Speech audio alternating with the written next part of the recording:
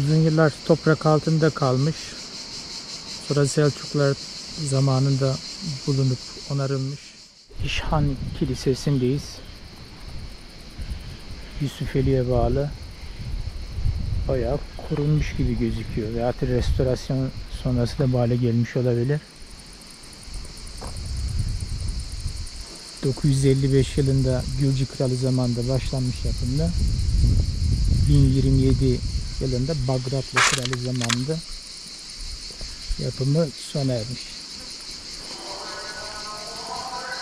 16. yüzyılda da Osmanlı'nın hakimiyetine buralar girince burası camiye, bir kısmı camiye çevrilmiş. Bu şekilde harap olması engellenmiş.